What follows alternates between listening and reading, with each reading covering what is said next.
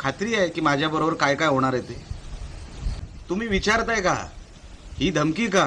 करून टाका जे करायचं आहे ते. आणि भिजलेला माणूस हा कोणाला घाबरत नसतो, पावसाला घाबरत नसतो. म्हणून माझ्या लफड्यात पडू नका. मी डायरेक्ट आउट करत असतो.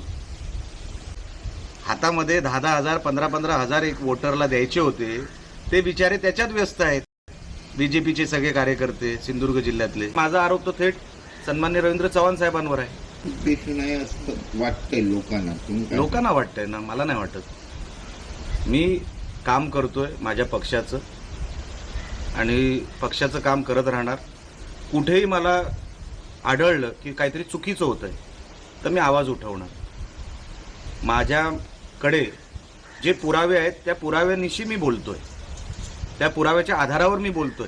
साहेब, एक कुठलंही माझं पहिल्या वोटर लिस्टपासून ते भाजपच्या ज्या उमेदवार आहेत त्यांच्यावर आणि आता हे एक तरी मी विदाऊट पुरावा बोललो असा मला दाखला तुम्ही दाखवा. हे तर मी डायरेक्टच गेलो कॅमेरा स्टार्ट करून. मी विदाऊट पुरावा साहेब बोलणारा माणूस नाही. तुम्ही माझ्यावर टीका करू शकता, मला नको ते बोलू शकता, पण तुम्ही ह्याच्यातून म्हणजे हे जे ज्यांनी कोणी केलं आहे आणि माझा आरोप तो थेट सन्मान्य रवींद्र चव्हाण साहेबांवर आहे, ते आणि त्यांची लोक ह्याच्यातून वाचू शकणार नाहीत. कारण का न्याय व्यवस्था आहे, आमचा न्याय व्यवस्थेवर विश्वास आहे. सर, तुम्ही म्हणालात की थेट रवींद्र चव्हाणांवर आरोप आहे असं. त्यावेळी त्यांनी नितेश राणेंनी असं म्हटलंय की उदय सामंत जे आहेत ते सुद्धा सिंधुदुर्ग जिल्ह्यात येऊन गेले, आम्ही त्यांना सांताक्लॉज म्हणायचं का?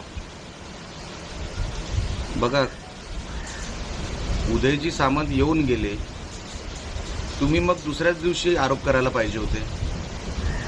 तुम्ही का थांबलात? लक्षात घ्या, आरोप प्रत्यारोप होत राहणार.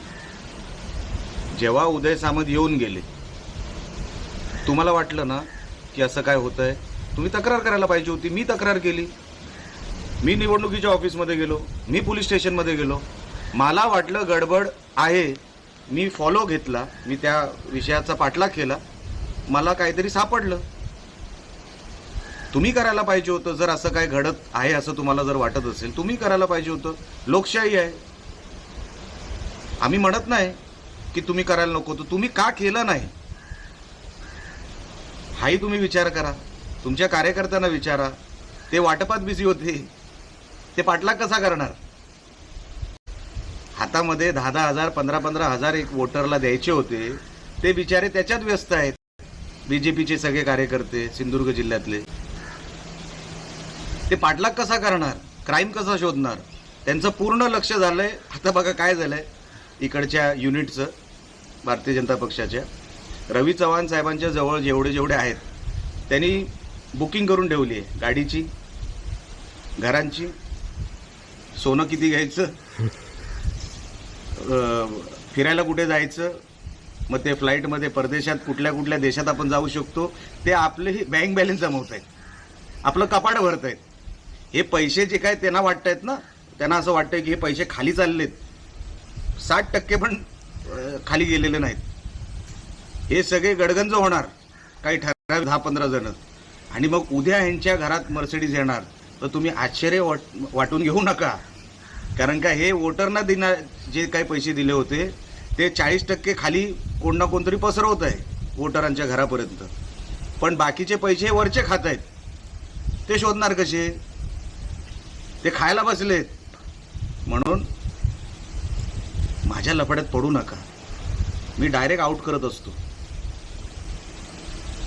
साहेब, मगाशी जे हमाम में सब नंगे होते, याचा अर्थ असा होता की तुमच्याकडून पण पैसे वाटप होते, अशा पद्धतीचा पुरावा दाखवा, पुरावा द्या, त्यावर बोलूया. मी जर काय करत असेल, अच्छा तुमच्याकडे सगळी सत्ता आहे, तुम्ही फोन टॅप करू शकता, तुम्ही माझं लोकेशन ट्रेस करू शकता. SP 2-2 दिवस मालवणमध्ये येऊन बसतायत, चांगली गोष्ट आहे.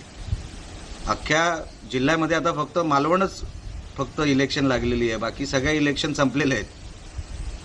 तुमच्याकडे सगळं काय आहे ना, तुम्ही विचारताय का? ही धमकी का? करून टाका जे करायचं आहे ते. आणि भिजलेला माणूस हा कोणाला घाबरत नसतो, पावसाला घाबरत नसतो. जर मला हे सगळं करायचं आहे तर मला खात्री आहे की माझ्याबरोबर काय काय होणार आहे ते. म्हणून मला किती जरी काही तुम्ही स्टेटमेंट उलटे सुलटे देऊन माझ्यावर किती आरोप करायचा प्रयत्न केला, माझे हात स्वच्छ आहे. तुमचे हात स्वच्छ व्हावे ह्यासाठी हा निलेश राणेचा प्रयत्न आहे. काल साहेब रवींद्र चव्हाण यांनी मोठं एक वक्तव्य केलं होतं की 2 तारीखपर्यंत महायुती टिकवायची असते. साहेब ते त्यांना जाऊन विचारलं पाहिजे, मी तर नाही म्हटलं. त्याचा अर्थ काय होतो ह्याच्यावरून स्पष्ट आहे की चव्हाण साहेबांच्या मनात काय आहे. आता तुम्ही सगळे जाणकार लोक आहात. ही डायरेक्ट धमकी आहे, ही डायरेक्ट धमकी आहे असं मी समजतो. कदाचित त्यांच्या मनात काहीतरी वेगळं असेल, ते काहीतरी वेगळ्या उद्देशाने बोलले असतील, पण ही डायरेक्ट मित्र पक्षांना धमकी आहे. साहेब, त्यांच्या या एका कृतीमुळे मालवणात आग लागली पण धग महाराष्ट्रात पोचली. महत्वाचं म्हणजे भ्रष्टाचार मुक्त निवडणूक होण्यासाठी निलेश राणेंचा हा पहिला प्रयत्न आहे अवघ्या महाराष्ट्रात. कसं पाहता या गोष्टी? मला साहेब जे नाकासमोर दिसतं ते मी करतो. काहीतरी तुम्ही माझ्याबद्दल चांगलं लिहावं किंवा कुठेतरी माझं नाव जावं ह्याच्यासाठी अजिबात नाही. माझे कार्यकर्ते गरीब बिचारे आपलं सगळं घरदार विकून कोण कुठून येऊन निवडणुका लढतंय. मला जो त्रास होतो ना तो बघून होतो की एका बाजूला अशी निवडणूक होते गरिबीत आणि एका बाजूला श्रीमंतीत. जेव्हा हे सगळं नीट होऊ शकलं असतं, मला ह्याच्यातून साहेब काहीच मिळवायचं नाही. मी तुम्हाला काल पण बोललो, जर ह्याची सुरुवात चांगल्यासाठी झाली असेल तर माझ्या मनाला समाधान आहे. हे थांबणार असेल महाराष्ट्रभर तर खरोखरच मी कुठे काय केलं, माझा कुठेतरी खारीचा वाटा आहे असं मला वाटून मला समाधान वाटेल. पण त्याच्या पलीकडे मलाही वाटत नाही हे थांबणार आहे. मला वाटत नाही साहेब हे थांबणार आहे. म्हणून मी कुठे स्वतः हवेत राहणारा माणूस नाही. माझे पाय जमिनीवर आहेत. मला माहिती आहे हे काय थांबणार नाही. आज नाही तर 2 दिवसांनी होईल. म्हणून मी सांगितलं निवडणुकीपर्यंत माझं लक्ष आहे, पण हे महाराष्ट्रभर पसरू नये. आणि जर हे सगळं थांबलं, त्या ठिकाणी त्या लोकांनी सतर्क ते लोक राहिले, अलर्ट राहिले आणि ही व्यवस्था पकडून दिली, त्या निर्णय अधिकाऱ्यांनी त्या पोलिसांनी हे होऊच दिलं नाही त्या क्षेत्रामध्ये, तर साहेब महाराष्ट्राचं चित्र बदलेल.